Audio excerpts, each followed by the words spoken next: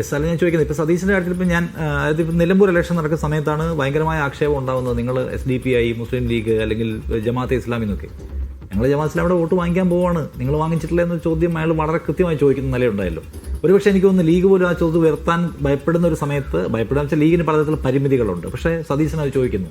ആ ചോദ്യം ചോദിച്ചിട്ട് ആ ഇലക്ഷനെ അദ്ദേഹം മറികടക്കുകയും ചെയ്യുന്നുണ്ട്. ആ നിലയ്ക്കുള്ള ഒരു പവർഫുൾ പൊസിഷൻ അല്ലെങ്കിൽ ധീരമായ നിലപാട് എന്നൊക്കെ നിങ്ങൾ അതിനെ കാണുമോ? അല്ല, അത് പിന്നെ ആ ചോദ്യം ചോദിക്കേണ്ടത് ഞങ്ങളല്ല, ആ ചോദ്യം ചോദിക്കേണ്ടത് സതീശൻ തന്നെയാണ്. സതീശൻ ചോദിക്കുകയും ചെയ്തു, അത് ജനം മനസ്സിലാക്കുകയും ചെയ്തു. അത് കറക്റ്റാണ്.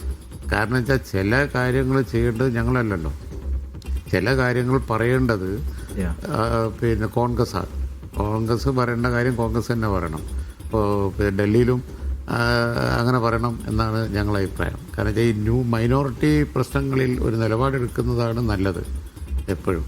ഇപ്പോൾ കർണാടകയിൽ കഴിഞ്ഞ തെരഞ്ഞെടുപ്പിൽ അതുണ്ടായല്ലോ. കാരണം ധൈര്യമായ ഒരു നിലപാടെടുത്തു, അവിടെ ഗവൺമെൻറ് വന്നു. നമ്മൾ അയവമ്പൻ നയം കൊണ്ട് ഒരു കാര്യവുമില്ല. മൈനോറിറ്റി പ്രശ്നങ്ങളിൽ ഞങ്ങളുടെ സമീപനം ഇന്നതാണ്, അല്ലെങ്കിൽ ഇത്തരം വിഷയങ്ങളിൽ ഞങ്ങളുടെ നിലപാട് ഇന്നതാണ് എന്ന് പറയുന്നതാണ് നല്ലത്. പറയാതെ ഇരുന്നിട്ടുണ്ടെങ്കിൽ ബുദ്ധിമുട്ട്. അത് പറയേണ്ടവർ പറയണം.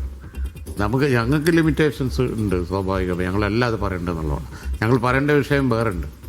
ഇപ്പോൾ മൈനോറിറ്റി പിന്നെ വർഗീയത പ്രോത്സാഹിപ്പിക്കാൻ CPM ശ്രമിച്ച, ഇടതുപക്ഷം ശ്രമിച്ച ശ്രമം ഉണ്ടല്ലോ, അന്ന് പറയേണ്ടത് ഞങ്ങളായിരുന്നു. അന്ന് ഞങ്ങൾ പറഞ്ഞിട്ടുണ്ടല്ലോ. കാരണം ബാബരി മസ്ജിദിന് ശേഷം പറയേണ്ട ആൾ ശിഹാബ് തങ്ങളായിരുന്നു. അത് LDF വരെ പറഞ്ഞിട്ടുണ്ട്. ഞങ്ങൾ പറയട്ടെ, ഞങ്ങൾ പറഞ്ഞു. ആ നിലപാട് പിന്നെ ചരിത്രം രേഖപ്പെടുത്തി. അപ്പോൾ ഞങ്ങൾ പറയേണ്ടത് ഞങ്ങൾ പറയണം, അവർ പറയേണ്ടത് അവർ പറയണം.